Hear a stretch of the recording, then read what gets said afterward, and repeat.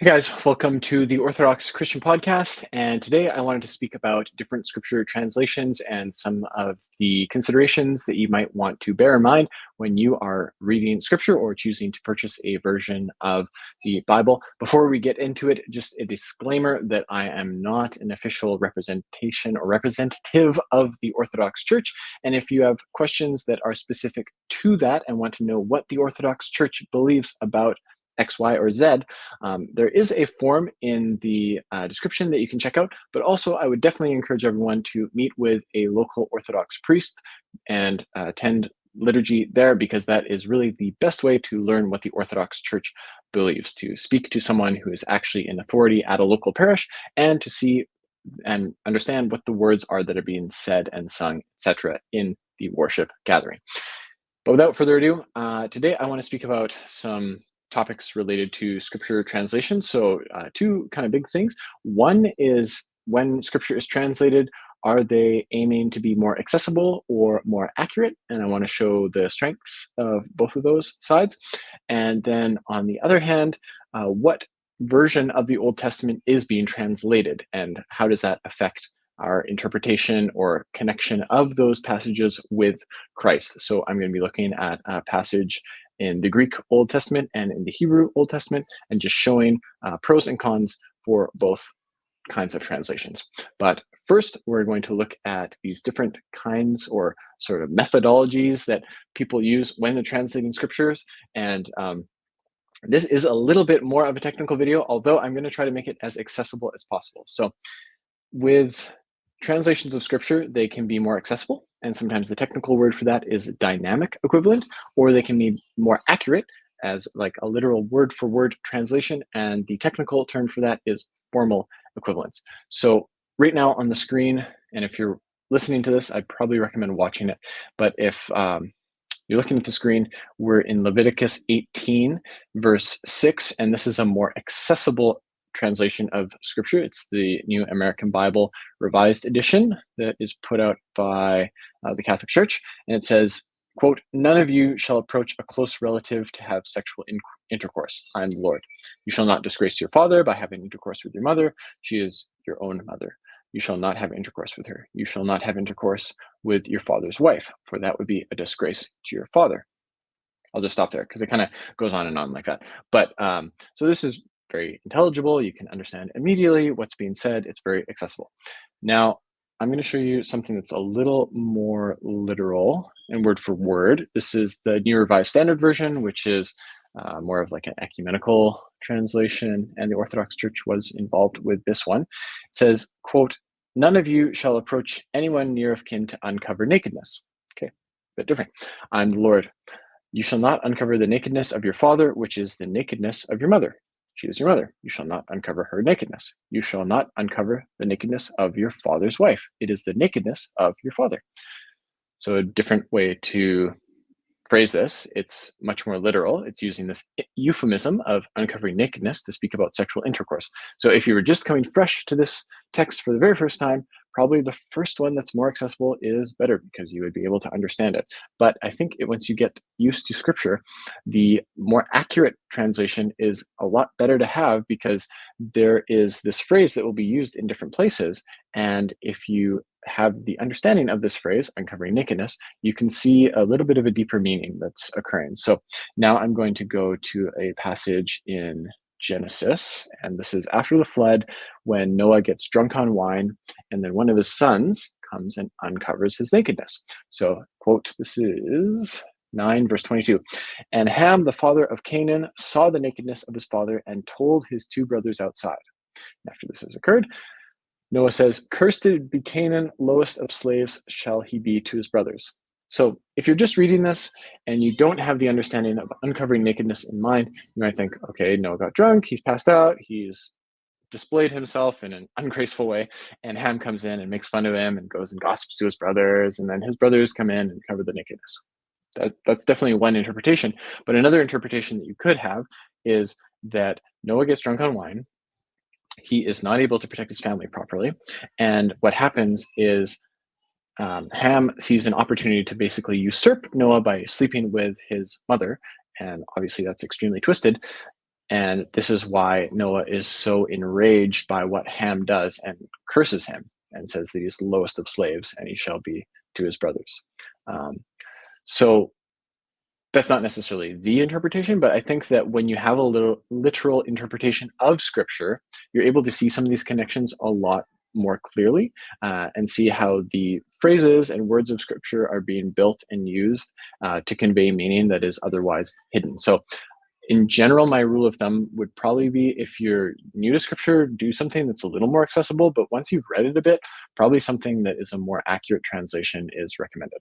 Now, the second thing I want to highlight is just how the Greek Old Testament and the Hebrew Old Testament will translate things slightly differently, in terms of like when you've got an English translation of the Greek or an English translation of the Hebrew, and how each of them can be really helpful with drawing connections and parallels with Christ and showing how he is the recapitulation or the fulfillment of Israel's history. So I'm going to give a example in favor of the Greek Old Testament right now, and then I'll give one in favor of the Hebrew Old Testament. So this is from Genesis 22, verse 1. It says, God was testing Abraham and said to him, Abraham, Abraham. And he said, Here am I. And he said, Take your beloved son, whom you love, Isaac, and go into the highland and take him up there as a sacrifice on one of the mountains that I will say to you.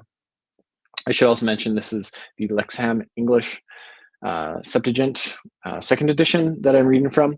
And it's a pretty good translation from what I can gather. I'm definitely not an expert in Greek translation, but it's fairly readable and fairly literal, and it's contemporary in its usage. So some of the translations of the Septuagint, that is the Greek translation of the Old Testament, that is like the standard document in Orthodoxy, they're not very contemporary, and so it's nice to find something that's contemporary, because then you can just understand the meaning or wrestle with the meaning rather than having to wrestle with also the strange wording because it's archaic. In any case, Isaac is described as beloved. That's the important thing. If you go to the New Revised Standard Version, it's translating from the Hebrew for the most part, and it says, quote, Take your son, your only son Isaac, whom you love, and go to the land of Moriah and offer him there as a burnt offering on one of the mountains that I shall show you. So Isaac is not described as beloved, and that's significant because when you go to St. Mark's Gospel, when Christ is baptized, there's a voice coming from heaven that says, You are my son, the beloved, with you I am well pleased. So if you're just reading the Hebrew Old Testament, you might totally miss this reference and think, okay, well, Christ is a beloved son of God. Great. But if you're reading the Greek Old Testament, you might think, beloved son, that's talking about Isaac. There's a connection with Isaac. Well, what happened in Isaac's story? Well, he was the only son of his father, Abraham, or the only legitimate son. There's also Ishmael. Anyways, he was the only legitimate son of his father, and God said to sacrifice him. And so Abraham went up a mountain with Isaac, and Isaac carried the wood for the sacrifice. And at the last minute, God intervened and gave a ram to be sacrificed instead of Isaac. So that has and the ram was caught in a thicket. And so there's a lot of little parallels with Christ's life, because Christ also goes up a mountain. He goes up Mount Zion to Jerusalem, and he is going to be the sacrifice. And he's carrying the wood of the cross, and then he's sacrificed. And yet he's also like this, he's also fulfilling what happens to the ram in a way, because the ram that sort of goes in the place of Isaac in the original story is caught in a thicket. And I think this could be an allusion or an allegory of Christ wearing the crown of thorns. It's like the head of the ram is caught in the thicket and Christ's head is caught in this crown of thorns. So there's all these parallels that are really beautiful that you can see when you start to make the connection between beloved son Isaac and beloved son Christ. But if you don't have the wording beloved son, you might not make that connection. So one other thing I want to share is showing how the Hebrew translation can also be really helpful. This is from Isaiah. It says, A voice cries out, In the wilderness, prepare the way of the Lord, make straight in the desert a highway for our God. Lord is all in capitals. And the reason for that is it's a translation of God's divine name, which was revealed at the burning bush to Moses, which can be translated I am, stands for God, the existing one, the one who necessarily exists, who holds all things in existence. helpful information to keep in mind. If you go to the Greek translation of the Old Testament, it says, "The voice of one calling in the desert, prepare the way of the Lord, make the paths of our God straight." So Lord there is kurios, which means like ruler or Lord, and sometimes it can be referring to God, sometimes it isn't, whereas Lord, all caps in the Hebrew, that is always referring to God specifically. So then when you go to the New Testament, and it says a quote from Isaiah, quote, "See, I am sending my messenger ahead of you who will prepare your way, the voice of one crying out in the wilderness." And here's our quote, "Prepare the way of the Lord, make his paths straight." So then when you see the word Lord and you compare it with what's written in the Hebrew Old Testament, you can make a really strong connection between, okay, well, Christ is the Lord. The way that is being prepared for God himself, the one that shows up is God. And so I think, again, it's a really beautiful connection between the divinity of Christ and this term Lord that's being used to describe him. So in summary, if you are reading scripture, I think that it's okay to start with something that's more accessible, but I'd recommend moving to something that's more accurate if you're into that kind of thing. And in terms of reading the Old Testament, I think it's super helpful to look at the Greek Old Testament. That is the standard with the Orthodox Church, but also the Hebrew Old Testament is super helpful as well. And if you have the luxury or convenience to look at both of them, that is a wonderful thing. If you have questions about scripture translations or like anything to do with Orthodoxy, please feel free to use the form link in the video description. And in the meantime, I hope that you have a peaceful week. Take care.